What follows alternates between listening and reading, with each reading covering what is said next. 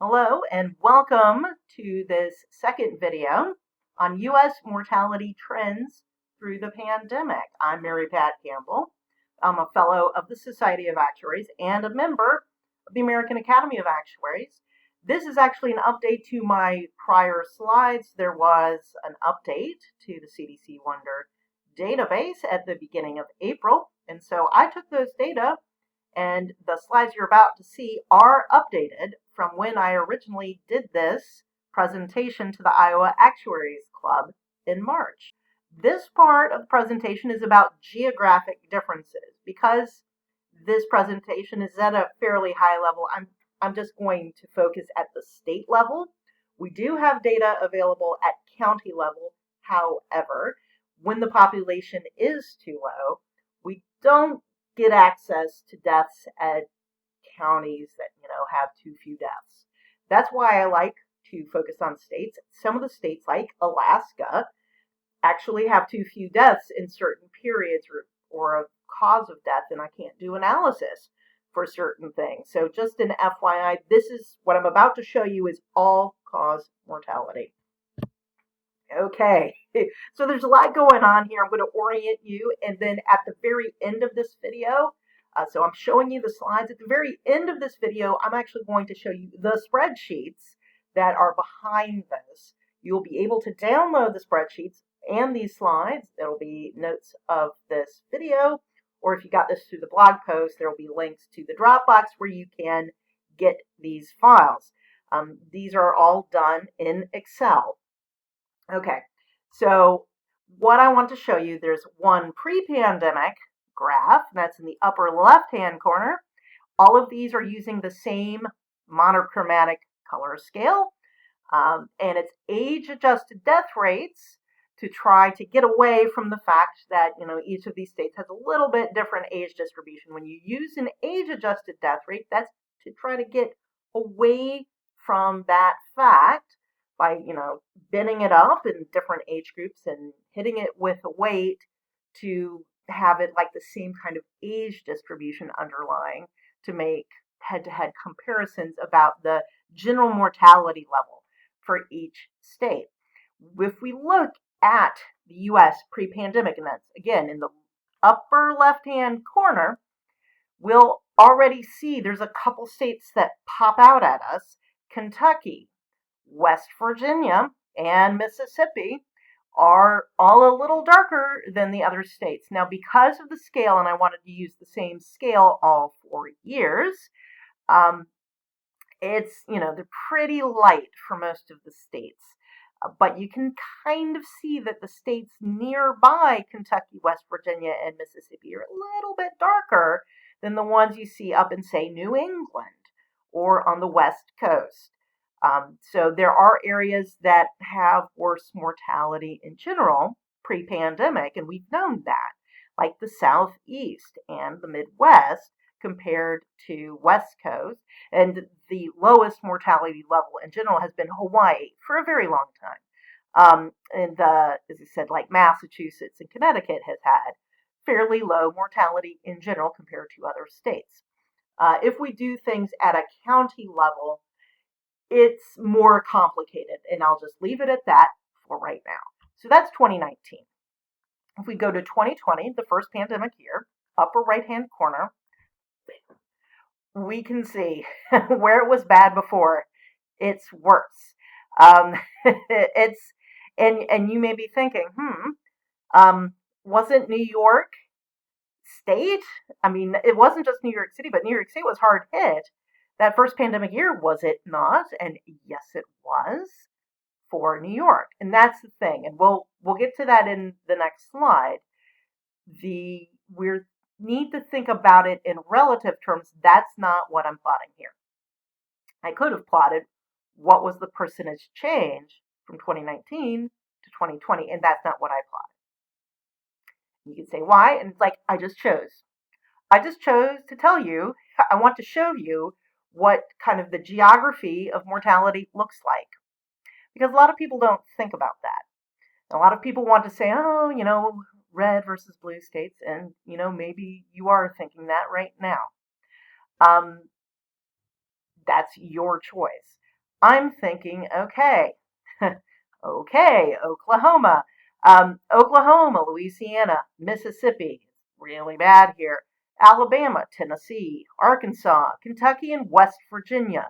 Very bad footprint here. Then we have Ohio, Michigan, Indiana, Missouri, and New Mexico looking pretty bad on this scale. And then we have some, South Carolina, Georgia, a little dark, and then we have some somewhat lighter colors, New Jersey, Delaware, Pennsylvania, etc.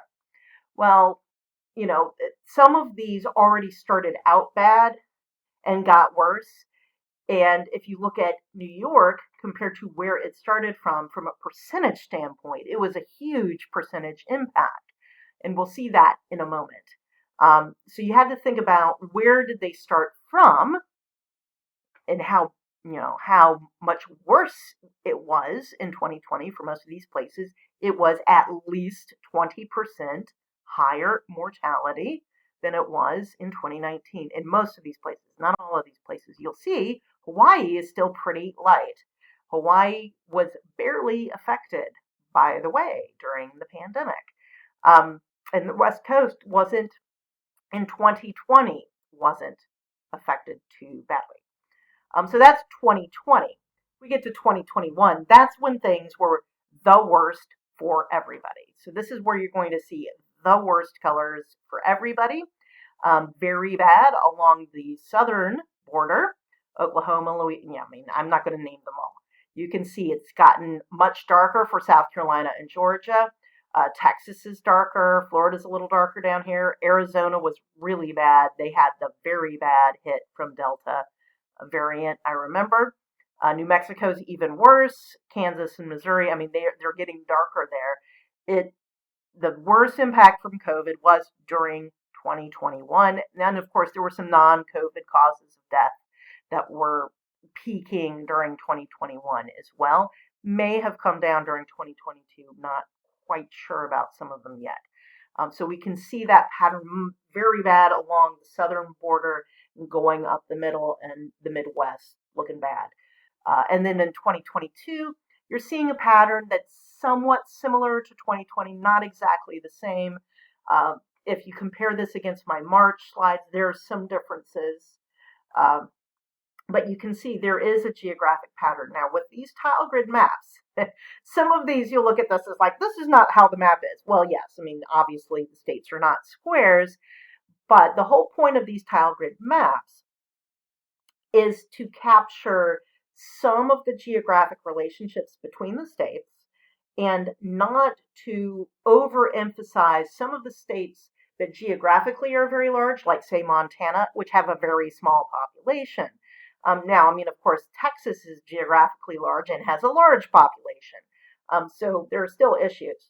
I mean, there's nothing perfect, and I'm about to show you another way to look at these, but we're trying to capture some of the geographic relationships between these states that states that are actually physically near each other, because they have some commonalities usually in terms of similar demographics sometimes, similar economies sometimes, not all the time, obviously. There are differences between, yes, those of us in New York and New Jersey, some of us like, no, no, no. Some of that is obviously a joke. We are obviously going between the states a lot. I work in Connecticut. There's a lot of mixture between adjoining states, and of course, when you have a disease that is passing through the air, that has an effect on what we're going to see. In any case, this is what we're seeing in the pattern. So here we're just looking at the mortality levels overall.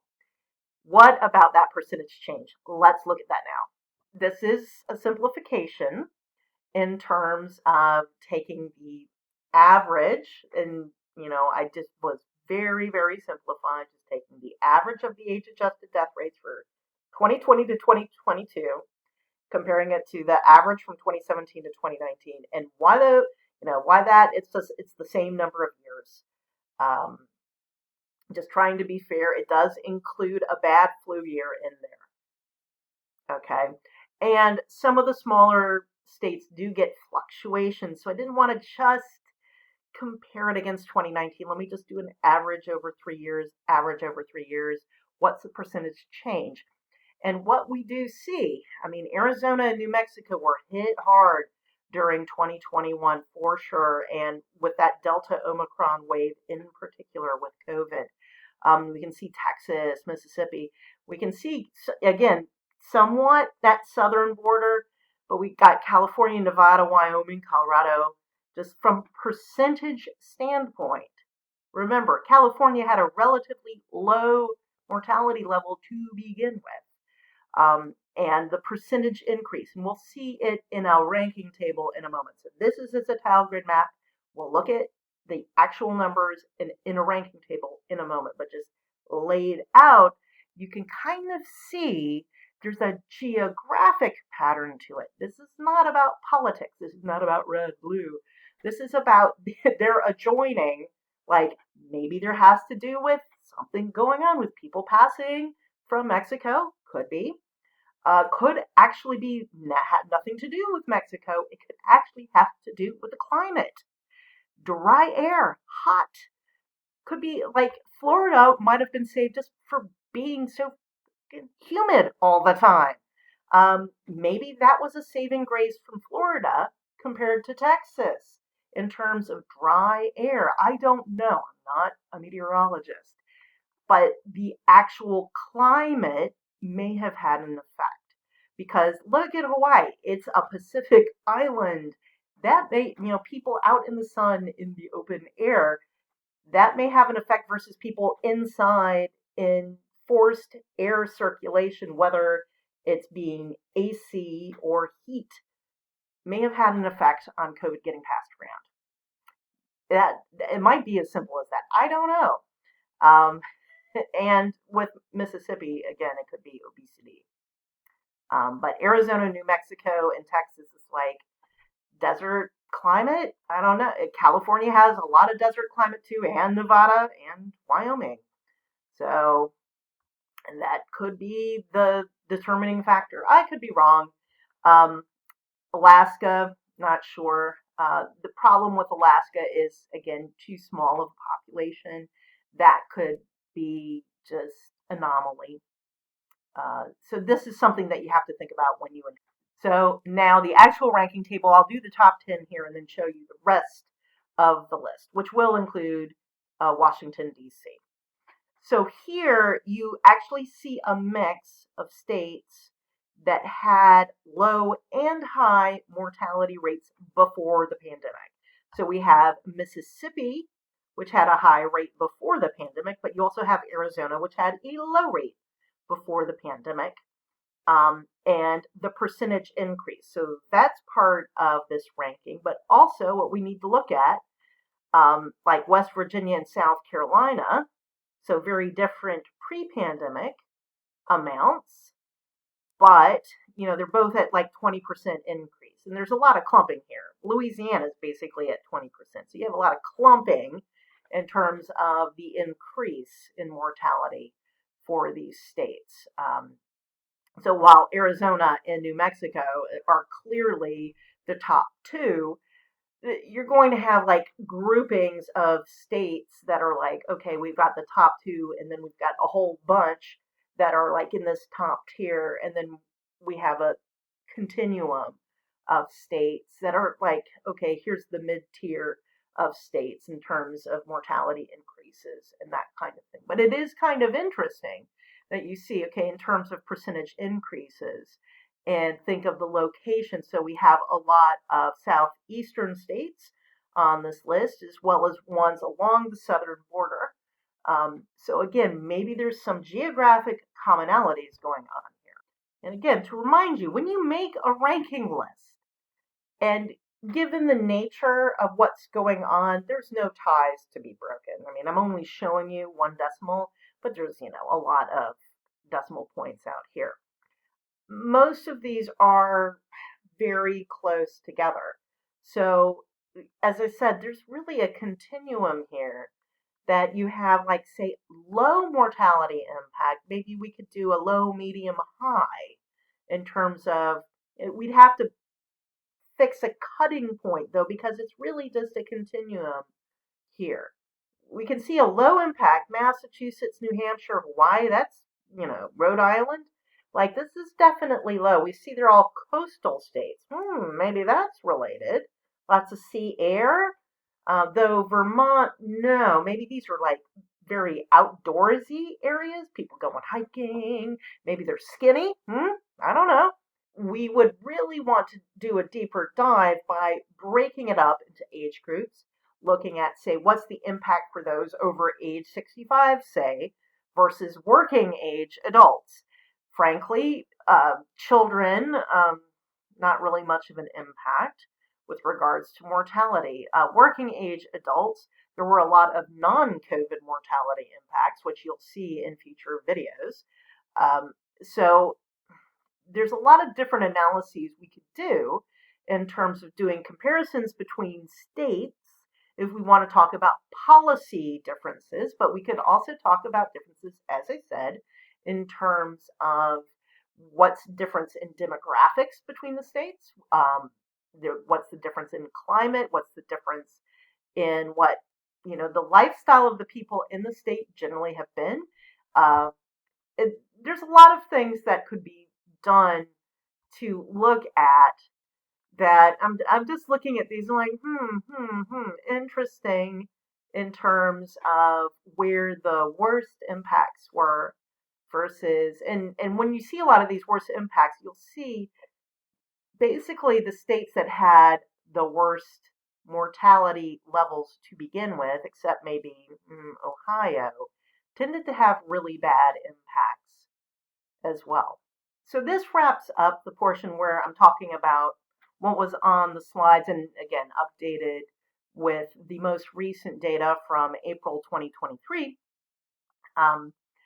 Now I'm going to shift over to the spreadsheets behind these tables and graphs and show you what feeds into this, because you might want to download the spreadsheets because the data behind this actually goes back to 1999. I didn't use it here, but you might want to use it for your own analysis.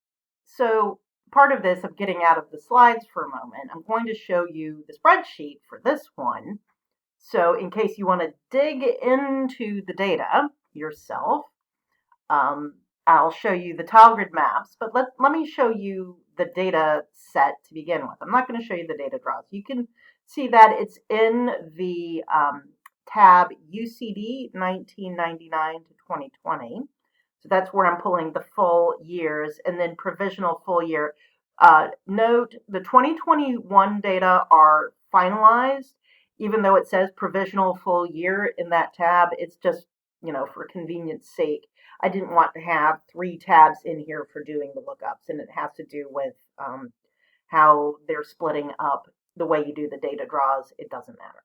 In any case, I have a nice, convenient, big data table right here on the tab that is titled Age Adjusted Death Rate. So I have my list of states plus the District of Columbia.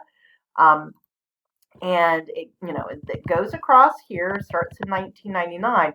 So note, I am not showing you the whole trajectory for each of these. This was just in case I wanted to do graphs for some of these states, but you can look these up. So you can do things with this data as well. So going from 1999 to 2022, and of course the 2022 data, actually, the 2022 data are provisional, the 2021 data are final. This is not going to say that in the uploaded, but just so that you know, the 2021 are finalized. And you can look at it as you like. There is a spark line for each of these. I'm not going to explain spark lines right now. I did an average. Yeah, you're not really supposed to do an average. It doesn't matter. These are linear measures. I did an average over 2017 to 2019, as well as an average over 2020 to 2022, so that you can make comparisons, and then did a percentage difference. This is what I use for my ranking table.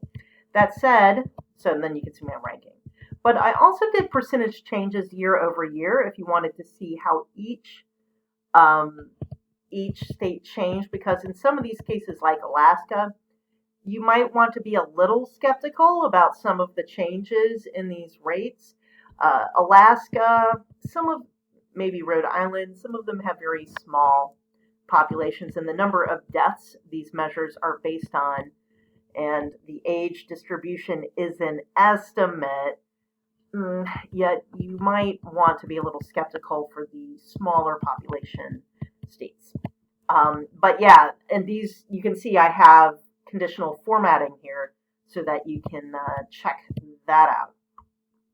Then I have the ranking table. So this I, chopped up and put into the, I chopped up and put into the slides so that this can automatically update as the 2022 data just keep coming in. And it did change between the March and the April. But one thing to note, as I said before, some of these are very close. So look at Georgia, Tennessee, California. It's very easy in like the second and third decimal past this decimal point that these would change ranking.